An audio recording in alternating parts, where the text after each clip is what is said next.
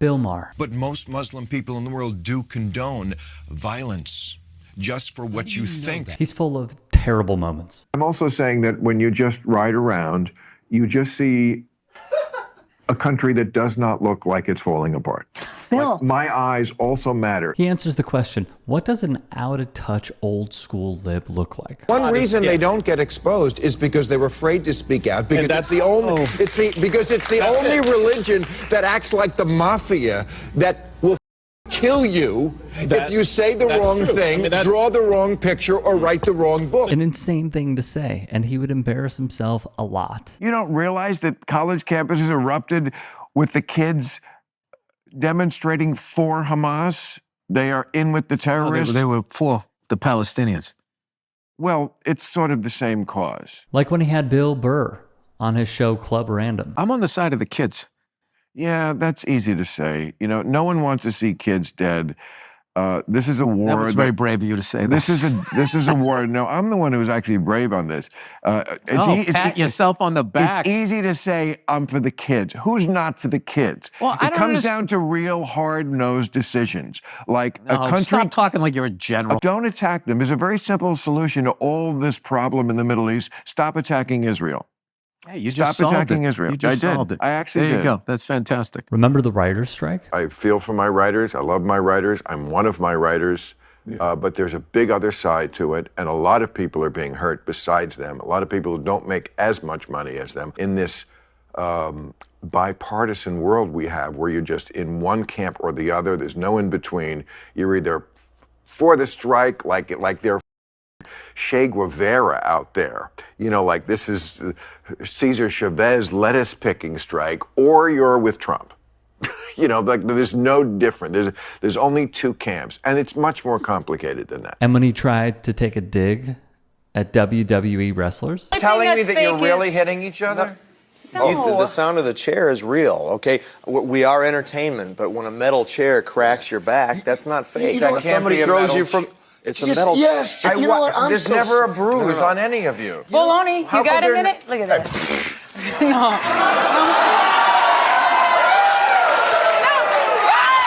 Metal hip.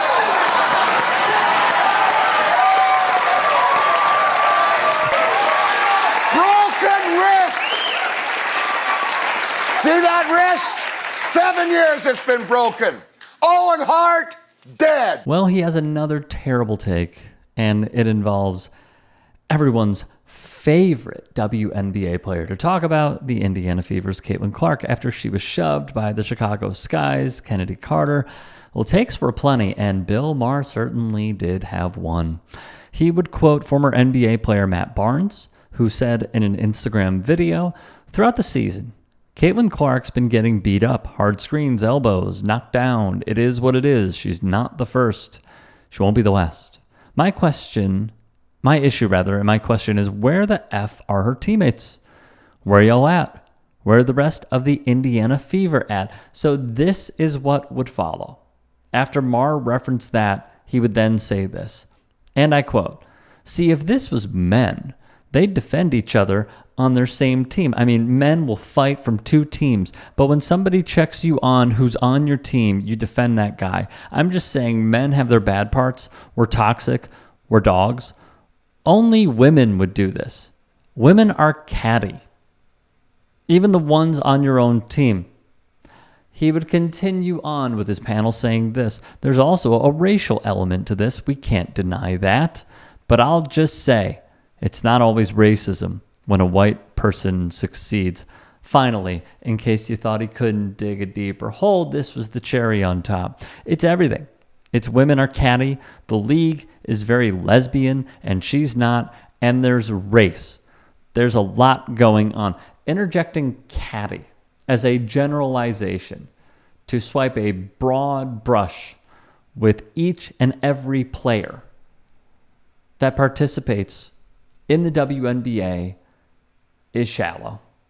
But we might know the playbook he is following from one guy. And here it is. Look, here's the reality. Tommy's right. It's not just race, though. It's also sexuality. Caitlin Clark is a white heterosexual woman in a black lesbian league, and they resent and are jealous of all of the attention and the shoe deal that she got. And then when the Olympics news came about, the WNBA, which seems to hate Caitlin Clark because she's white and straight, left her off of the women's Olympic team. which is quite an odd turn for Clay Travis, isn't it?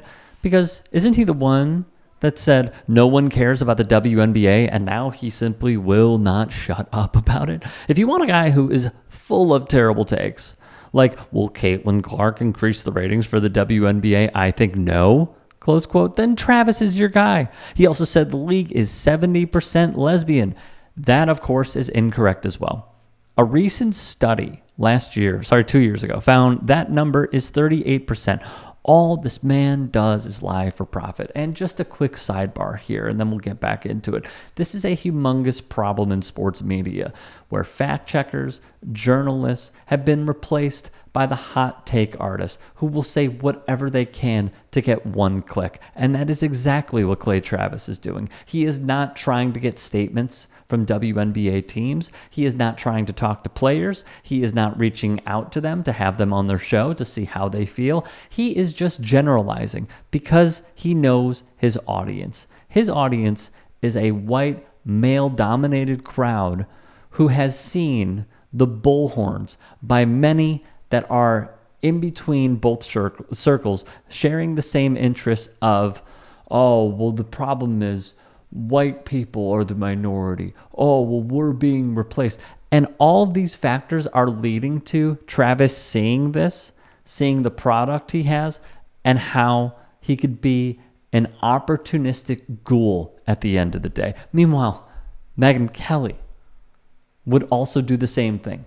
And she would run to Sky News Australia and say this: they're just jealous, running with the same line that the others did, while admitting to not watching basketball and being a straight novice. She also claims no one cared about women's hoops at the collegiate level or pro level until Caitlin Clark entered the fray. So let me see if I got this straight. These conservative women who say we must uplift our fellow women, we must protect women's sports, we really gotta try and find respect for these women, basically are saying only if it's Caitlin Clark. That is the read here. I only uplift one woman, and it's Caitlin Clark. I have never seen her try and uplift WNBA players, collegiate softball players, gymnasts. This is it. Quite telling, isn't it? Tisk, tisk. And yet, she would have on a guest who used to work at this network until he realized where the cash is, and he would spout nonsense as well. The league, that they're sort of just in their anger at her because she's straight and white and a little prettier than some of the other girls. That is literally what they're saying. Yeah, it is literally what they're saying. No, they're not. Factually incorrect. Kelly would then say this: She's been in the WNBA for 2 minutes. There's no reason to hate her other than the amount of attention she's getting and her skin color. I mean, would this be happening to a black Caitlin Clark? A ridiculous conversation between these two bozos. Megyn Kelly would also mispronounce Kennedy Carter's name, but hence we go forth. Then from the root, which I think is very important to outline, Kelly frames Clark as a victim of white womanhood, suggesting that Clark's only crime is being white and that she is being punished for it instead of being celebrated. But in doing so, Kelly does what Kelly does best: marginalize the black people without whom Clark would even have a WNBA in which to compete. ESPN's David Dennis Jr. would say this on Around the Horn. The problem here is, and what concerns me going forward, is those people on the fringe that do exist, that are in real life, not just internet trolls, politicians, pundits, and people of the like, who are using Caitlin Clark as an avatar to lash out at the people who they have disdain for, mainly the makeup of the WNBA, black women et al. This is a great point. More from Dennis. And they are using her to go against Team USA. What's going to happen in Team USA, that is going to be the big tragedy here, is the way that they are treated by those people come the summer. We're supposed to support American teams in the Olympics. I want to see that for this team, even if Caitlin Clark is not on that squad. Hey, I appreciate you watching.